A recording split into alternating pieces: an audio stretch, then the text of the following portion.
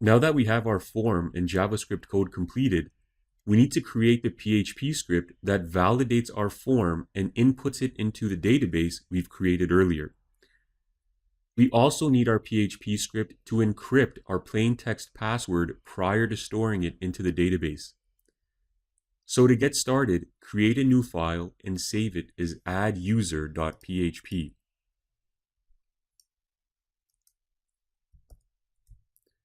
Make sure to save it in the perfect cup directory. The PHP script will start with a session start function.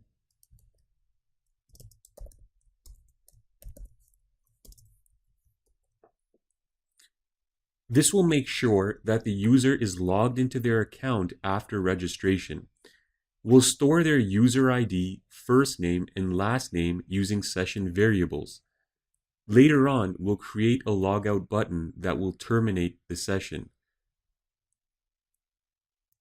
So you'll see this in action later on. Next, we need to create a connection to our database so that we can insert a new record if the form data passes validation. So the syntax should look familiar. We've just created a database connection and we've set the parameters to localhost, root user, no password, and the perfect cup database has been selected. Now we need to create the variables that will store the first name, last name, email, and password from our form.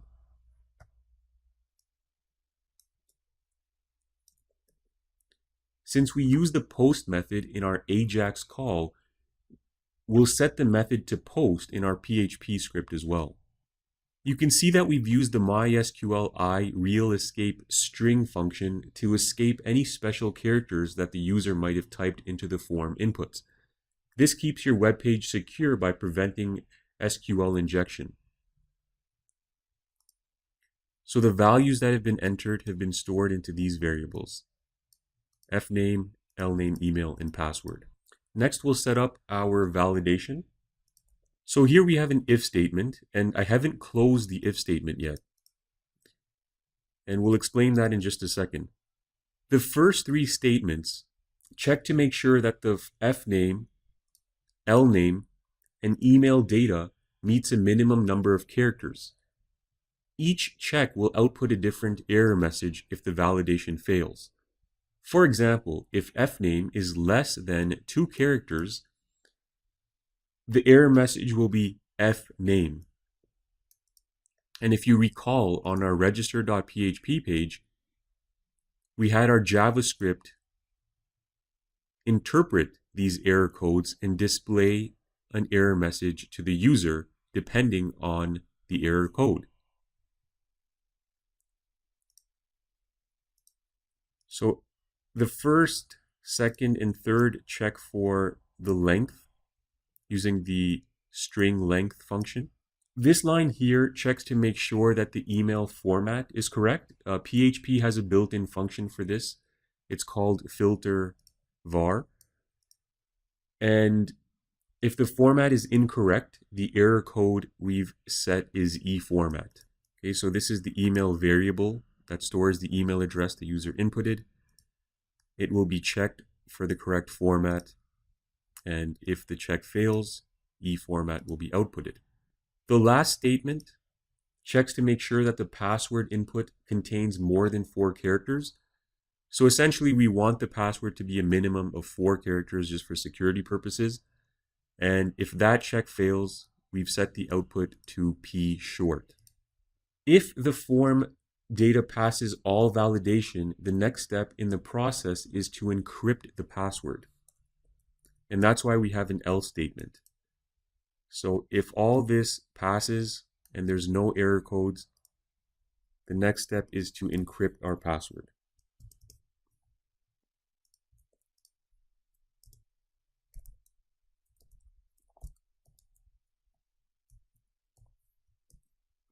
The password encryption is done using the password hash function that's built into PHP.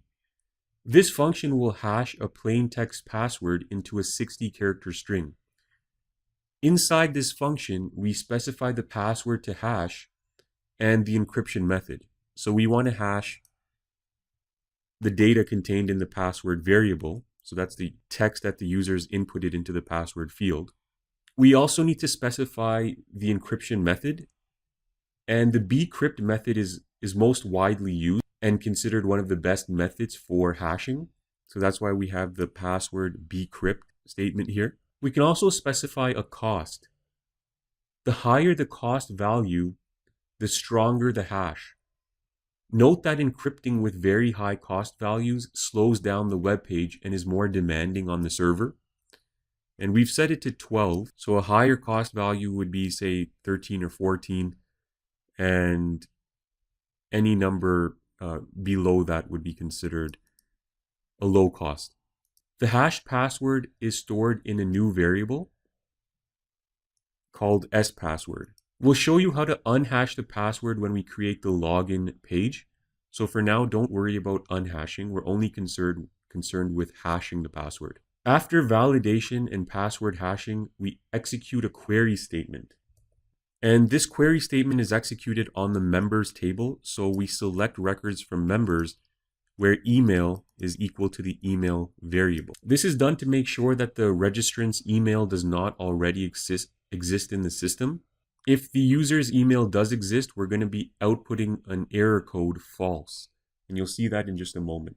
So here's our if statement. That's what it looks like.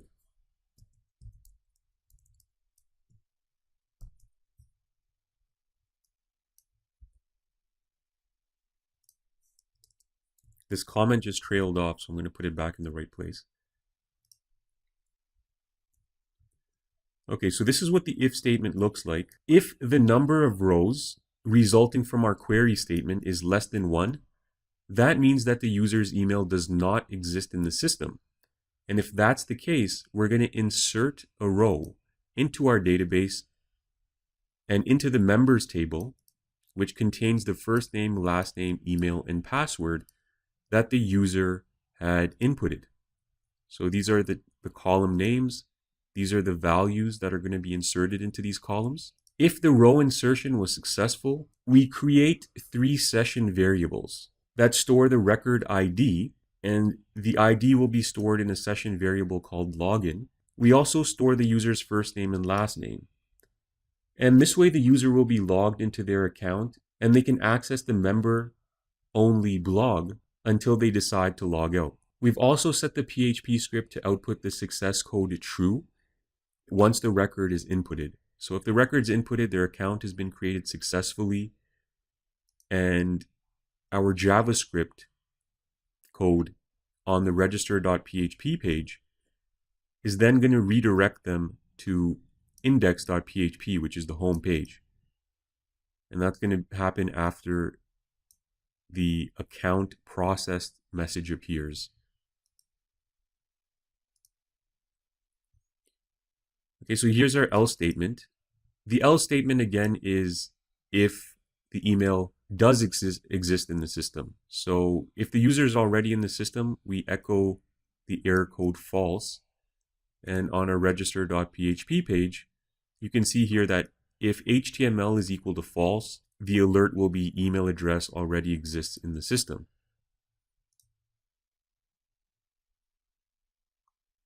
Okay, and that's the complete script.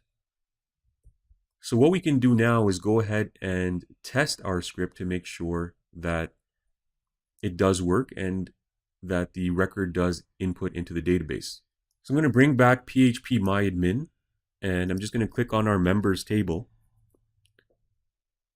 So right now we can see that there's no records inside our table. So I'm just going to go back to the web page. And here's the register.php page.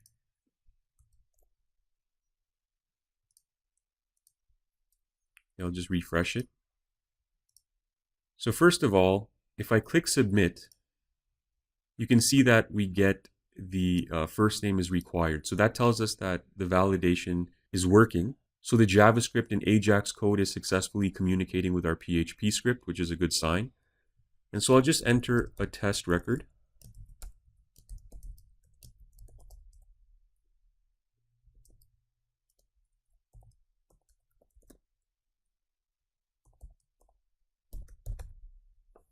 and I'll click submit.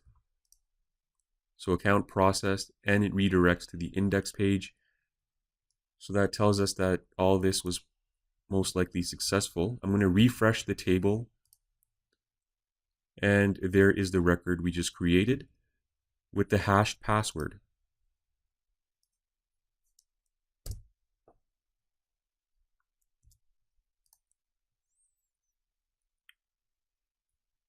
Okay, and in the next lesson, we'll create our login page, so stay tuned for that.